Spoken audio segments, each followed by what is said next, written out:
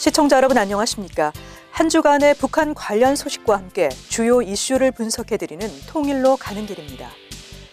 북한이 최근 보름 사이 평양과학기술대학과 관계가 있는 2명의 한국계 미국인을 잇따라 억류함에 따라 현재 북한 당국에 억류돼 있는 미국인은 모두 4명이 됐습니다. 북한이 갑작스럽게 대북 지원 사업을 해왔던 이들을 억류한 것을 두고 그 배경에 관심이 쏠리고 있습니다. 북한은 지난 7일 평양과학기술대학 관계자로 사업하던 김학송 씨를 반공화국 적대 혐의로 억류했습니다. 앞서 지난달 22일엔 평양과기대 회계학 교수로 초빙됐던 김상덕 씨를 국가전복 혐의로 체포했습니다. 공교롭게도 두 사람 모두 평양과기대와 인연을 맺고 있다가 이번에 억류되었습니다. 김학송 씨는 1963년 중국에서 태어난 조선족 출신으로 중국 대학에서 농학을 전공한 뒤 농사 관련 일을 주로 했습니다. 1995년에서 2005년 미국 로스앤젤레스로 건너가 신학을 공부했고 2008년 미국 시민권을 취득한 것으로 알려졌습니다. 김 씨는 2014년 평양과기대에서 일하기 시작했으며 학교에선 강의를 한 게 아니라 전공을 살려 농장에서 학생들과 농사 짓는 일을 하면서 현재 유기질 발효 비료 공장의 설립도 추진했다고 합니다. 김 씨는 중국 단둥에 있는 집으로 가려다 평양역에서 체포된 것으로 알려졌습니다. 김 씨의 부인 김미옥 씨는 남편이 농사에 대한 열정과 북한 주민에 대한 애정이 깊어 농업 신기술 보급과 개발을 통해 현지 식량 상황을 개선하려고 했다며 억류 이유를 도저히 알지 못하겠다고 말했습니다.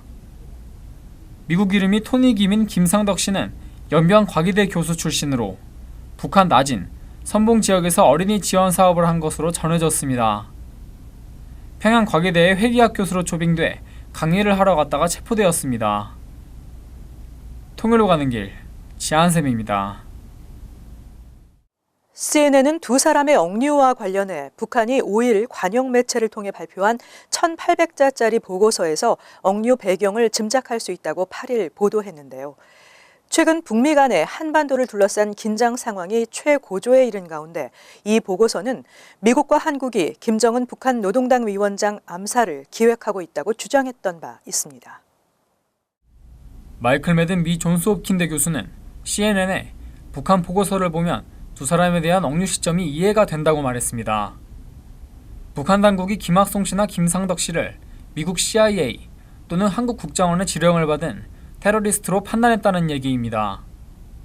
매든 교수는 평양과기대는 북한이 외부와 교류차 개방한 몇 안 되는 대학이라며 학술 교류를 목적으로 외국인을 받아들이고 북한 인재도 외국에 보내는 통로로 활용하고 있다고 말했습니다.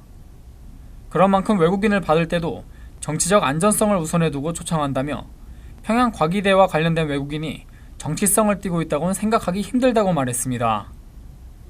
김학송 씨나 김상덕 씨를 테러리스트로 몰아 억류한 조치가 북한 당국의 억지 논리에 가깝다는 것입니다. 최근 두 사람이 한꺼번에 억류되면서 북한에 잡혀있는 미국 국적자는 한국계 미국인 목사인 김동철 씨와 미국 대학생 오토 원비어 등 4명으로 늘었습니다. 김 씨는 2015년 간첩 혐의로 10년형을, 원비어는 2016년 반공화국 적대 행위 혐의로 15년형을 받고 북한 교도소에서 수감 중입니다. 미 백악관은 이날 김학송, 김상덕 씨에 대한 억류 조치에 우려를 표시했습니다. 시온 스파이서 백악관 대변인은 이날 브리핑에서 트럼프 정부가 이번 사건에 대해 우려하고 있다며 주 북한 스웨덴 대사관과 국무부를 통해 북한에 억류된 미국 민간인들의 석방을 추진할 것이라고 말했습니다. 한편 미국 국무부는 지난 9일 북한 여행 경보를 발령하여 자국민들에게 어떠한 형태의 북한 여행도 하지 말 것을 강력히 촉구했습니다. 이번 여행 경보는 지난 2월 7일에 이어 3개월 만에 갱신된 것으로 국무부는 지난해 초위회를 통과한 대북제재 강화법에 근거하여 반년 넘게 걸렸던 북한 여행 경보 발령 간격을 지난해 5월부터 3개월로 줄인 바 있습니다. 통일로 가는 길, 지한샘입니다. 지난 9일 실시된 한국 대통령 선거에서 문재인 더불어민주당 후보가 41.08%의 지지율로 제19대 대통령으로 당선됐습니다. 문재인 대통령은 공약집을 통해 북한 핵 문제를 반드시 해결하고 전쟁 위험이 없는 한반도를 만들겠습니다라고 약속했는데요.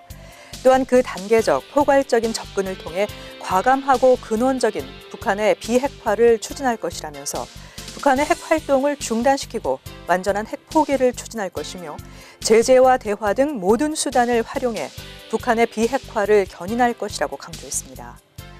모쪼록 새롭게 출범한 한국 정부가 굳건한 한미동맹을 유지하는 동시에 한반도 주변 여타 국가들과도 긴밀하게 협력하면서 북핵 문제를 해결하고 평화로운 한반도를 만들어 나갈 수 있기를 기대해 봅니다. 통일로 가는 길 오늘 순서를 마칩니다. 시청해 주신 여러분 고맙습니다.